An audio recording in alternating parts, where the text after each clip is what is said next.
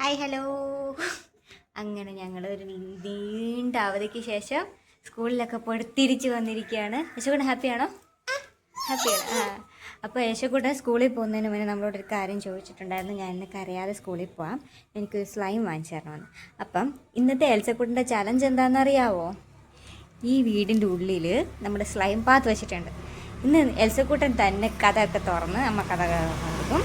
എന്നിട്ട് ആ സ്ലൈം കണ്ടുപിടിക്കണം. എന്താ? അതിനകത്തിരിക്കുന്ന സ്ലൈം കണ്ടുപിടിക്കണം. അപ്പൊ തുടങ്ങാം.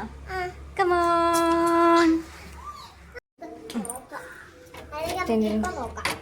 നമ്മള് നോക്കാം. യശോകൂട്ടൻ റെഡിയാണോ നോക്കാൻ? യേസ്.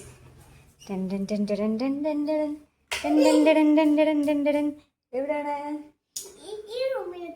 പറയത്തില്ല. എൽസക്കുട്ടനെ കാണാവുന്ന സ്ഥലത്താണ് വെച്ചേക്കുന്നത്, പക്ഷെ കണ്ടുപിടിക്കണം. തപ്പ്. ഓടി നടന്നു. തപ്പ്.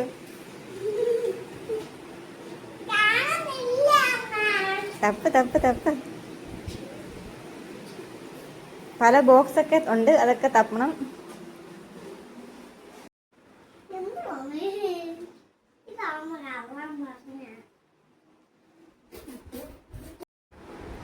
അല്ല.